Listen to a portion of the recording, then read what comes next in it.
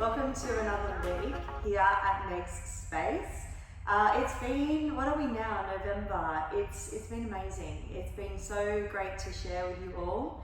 To see you all coming, especially at this time of year, I understand how difficult it can become the moment we shift into November, where everything external starts to take over and we kind of walk away from our bodies. We become a word that I really don't like at all, and that's the word busy. When we become busy, we're choosing to put other things first before ourselves, and slowly but surely our vehicle starts to become a little tired, exhausted, and our nervous systems shift from that ventral state down into that chronic state of fight, flight, or spinal sympathetic that we know really well. So all in November, I've been sharing a lot about the energy of faith, okay? Faith is the opposite to fear, but it can only come from a place where your body is open. Now, I want to talk on something that is something somatic, as in the body, that we can do in every day and in every moment to make sure that we're training our body to be open so that we can choose trust or faith or love or kindness, as opposed to actions and behaviors we do that close our body. And it's very, very simple. We have to remember that the body comes first before the mind. There's no way that we can change the mindset, as in change our thoughts, if we are not tuning into what our body is doing. This body is listening to us consistently. Every single moment we have in the day, our body is listening to the cues that we send it from the gut to the brain. It is called a gut-brain connection, and that is the vagus nerve that connects your gut and your brain. It's called the wandering nerve, cranial nerve 10, and it's such a powerful nerve. And that's why not only us yoga teachers, but so many other practitioners in the holistic world come back to teaching with the breath first. Because when you breathe from your belly, not your chest or your shoulders, you're stimulating the vagus nerve, cranial nerve 10, which communicates from your gut to your brain that you're safe in this moment. I share a very simple breath practice that I've learned from freediving, Patrick McEwen. I know Dean O'Rourke shares a similar breath to this, where we work on an extended exhale, which actually gives your body a pause. I call it a circuit breaker, which allows you to respond, not to react in moments that are uncomfortable, not life-threatening, right? And you can access what I've spoken about on my other videos, or feel free just to shout out if you want this breath practice, but it's a very, very simple breath of breathing in through the nose, belly rises for the count of 4. Try to pause for the count of 2 at the top and exhale for the count of 6. Now, it's that exhale that is your circuit breaker in situations that are uncomfortable. That's what I want to talk about here. So if we want to kind of change our behaviors, right, and if we want to be less reactive, and if we want to move towards more vibrational thoughts such as faith, right, trust, love, self-compassion, understanding, and acceptance, the body needs to be open in order to do that. There is absolutely no way, if my body is in tension, then I'm communicating to my autonomic nervous system that I'm not safe, and my body has gone into protection mode, right? When the shoulders come up, as in the armor, that's cranial nerve 11, the SCM muscle, the sternocleidomastoid, and also the upper trapezius. We have just cued our body into danger, as in the body thinks there is a lion chasing us. But not only this action happens in the body where we close this region to protect the heart and the lungs so we don't die, but the psoas muscle, this guy here, also grips on, right? The moment we, again, do this, right? As in we throw our hands in the air or we become reactive, the psoas grips on, pulls the hips in, and the reason it does that is to protect the genitals so we don't die.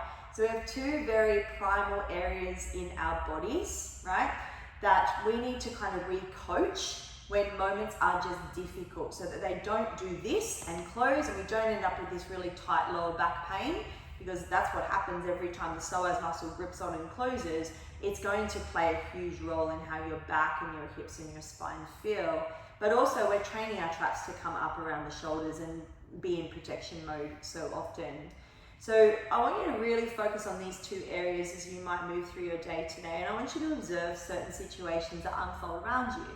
Remember, the environment is always doing what the environment's doing. We can't change our environment, but we can change the way we see it. And what we can do is work on cueing our body differently. Remember, it's only listening to us. It doesn't know good from bad, and whatever we practice is what will grow. So if continually through your day you're getting cranky at people in traffic and you're like, rah, throwing your hands up in the air, giving them the finger, or getting frustrated, as in going into tension, you have just taught your body that this is okay.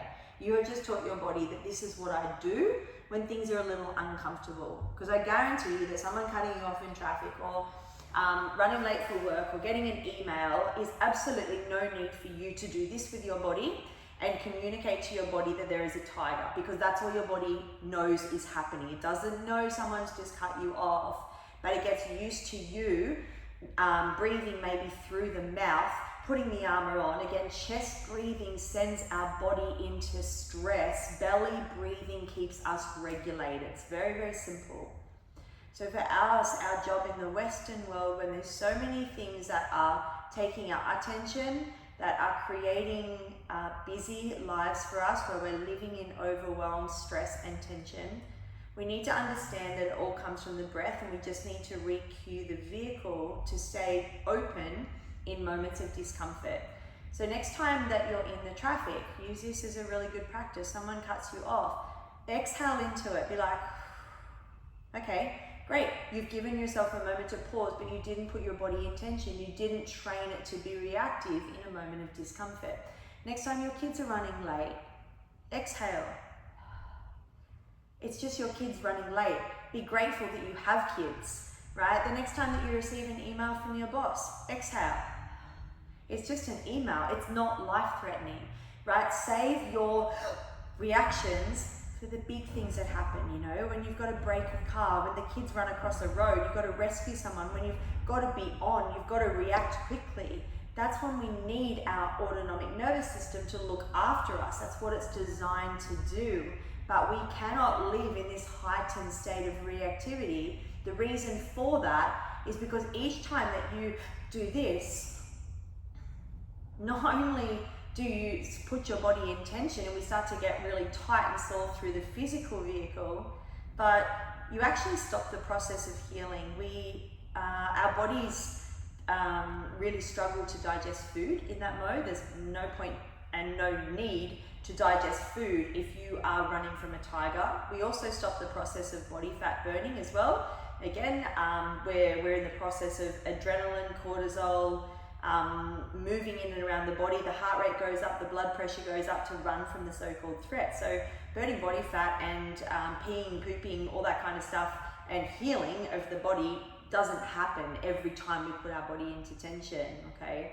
And the same goes for our freeze state, which I haven't really talked about, but irrelevant for this conversation. So we have to understand that the reason we're having so many digestive issues, or we're not burning through that stubborn belly fat, is because consistently we're training our bodies to be reactive. Now, the other thing that's happening there, and this is what this conversation is about, that each time we go into reactivity, again, the moment the nervous system moves into fight flight, you cannot access a vibration of love, faith, or trust. There is absolutely no way. So what happens is the brain goes back to what it knows in the limbic system, right? It can't really access the prefrontal cortex there, and it just takes you back to your old stories and beliefs. So we live in a state of fear while the body is in tension.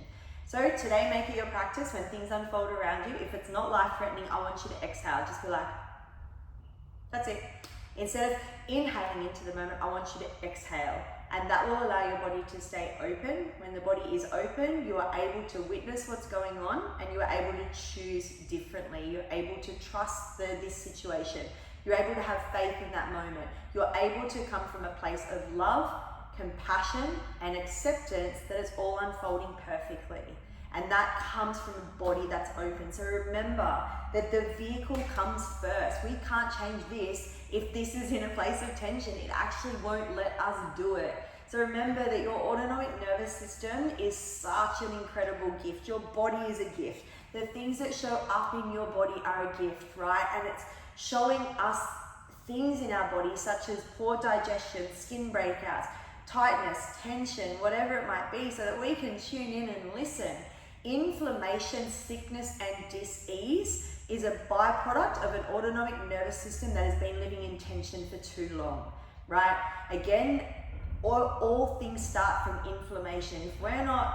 If our digestive system's not working properly, again, it's constantly doing this, then we are on the road to sickness and dis-ease. We have to understand that we are the only ones that can reverse that. No pill, no tablet is going to fix what's going on internally. We need to look at the root of the issue and understand that maybe we've been cueing our body into tension when we can start to cue our body to soften into the discomfort, so that therefore our body is still doing the things it needs to do, even when things get a little bit uncomfortable. So save your reactivity for the things we need to react to. Practice being responsive by exhaling into the moment, and you give yourself 4 to 5 seconds to rewire your brain by choosing a different vibrational thought. One of like, okay, this is all right, this is really uncomfortable, but I choose to trust this moment instead. And that's the neuroplasticity at the end of the day. But just remember that a body that is closed is a body that's living in fear, and a body that is open is a body that's able to see faith, trust, and love. It's been an absolute pleasure, guys, sharing all this with you. Again, November is all about this stuff. Be very much sharing from a couple of my favorite books, Anchored from Deb Dana, and of course, Think and Grow Rich from Napoleon Hill.